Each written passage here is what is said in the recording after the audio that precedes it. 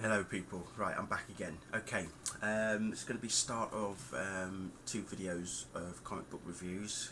Haven't done any in a while. It does take me some time to get my comics read and then figure out which ones I'm going to review. So this week, or today rather, I'm going to be reviewing 4 comic books, and the first two are DC Universe Legacies number 3. Okay, this one is like the start of Silver Age, where we are introduced to the Justice League for the first time. Okay, and also Supergirl number 54. Jan, I know you'll pay particular attention to this one because I know you've read it as well. So first up, I'm going to review obviously DC Legacies number 3. This very good story. It sort of tells us about the introduction and how the Justice League of America came about. If you've read the first 2 of this, you will know that there's a guy here by the name of what's his name? Is it Paul?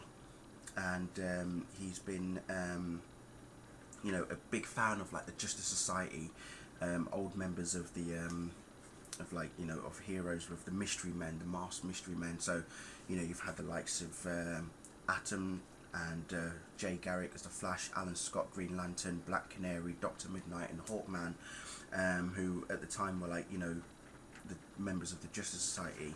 And he grew up sort of watching these old heroes, and then suddenly out of nowhere, you get people like Superman pop up, and also Batman and everything. And I think the other thing also about this character Paul was that he took it in himself to also become a police officer. He wanted to do good in the world. He didn't want to just sit back and do nothing and everything, because when the Justice Society sort of disappeared, there wasn't any more heroes around. And a certain officer by the name of Jim Harper, those of you who know who I'm talking about, in this particular comic, was seen as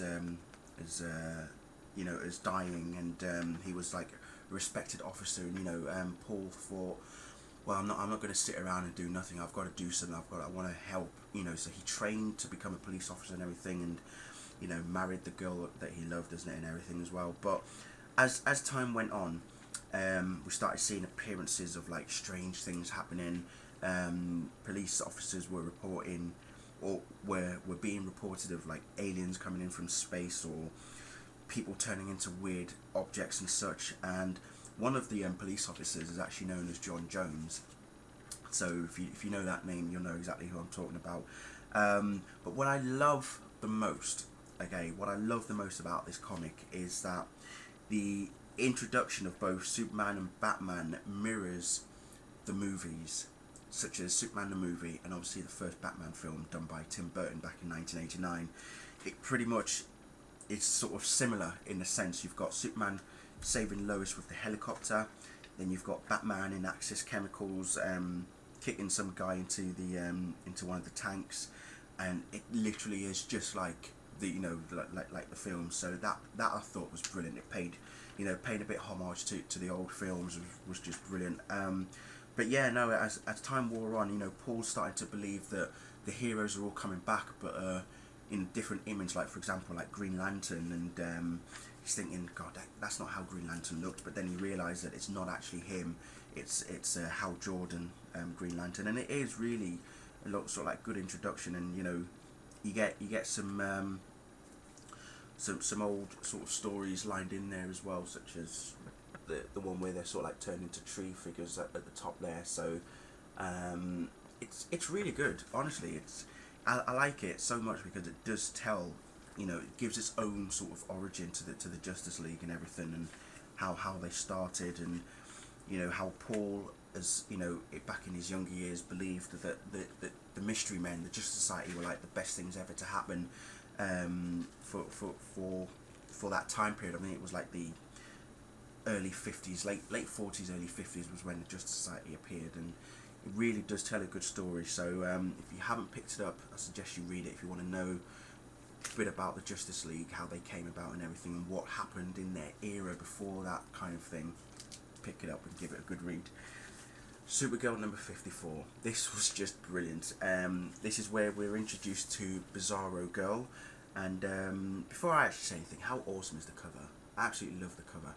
And there she is flying with the jet planes in the background as well. It really is good. Love the cover. But no, obviously in the last issue, Kara is still feeling low and down after what happened with New Krypton. She, as far as she's concerned, she doesn't want to be Supergirl. She's not Kara anymore. She's now known as Linda. She's Linda, is it Linda Danvers or Linda Lane, I believe, or Linda Lang even. So, you know, she's shut herself away from the world. She's locked herself in a room. So that she can't hear what is happening outside. She's sort of like proper soundproofed her entire flat so that she can't hear anything that is going on outside.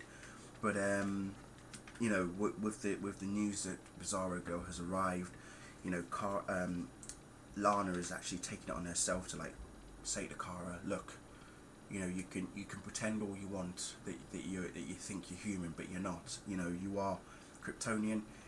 There's a threat happening outside your front door, and you're not doing anything about it. But then someone else is listening in on this conversation. I'm not going to reveal who if you haven't read it, but if you know who I'm talking about, yeah, you'll know who I'm talking about. But yeah, it's like she's got to take it on herself to actually do something, and it's quite interesting as well because we all know that with like Superman, you've got Bizarro, and basically Bizarro does everything the opposite to what Superman does. So their heat vision is in fact their freeze vision. Their freeze breath is in fact heat breath. So yeah. You think after a few hot and spicy garlic pizzas, yeah, that's the sort of effect that you would get after you've eaten something, wouldn't you? Yeah. But towards the end of this issue, I don't want to really spoil it, but towards the end of it, it's like something shocking happens to Supergirl, and yeah. That is all I can say, is that you've got to read it to really know exactly what happens to Supergirl, and where it's going to go from there, I honestly do not know, but I cannot wait to pick up the next issue. So those are those two, and as I say, in a moment I'm going to be reviewing two more. Thank you again for watching. Goodbye.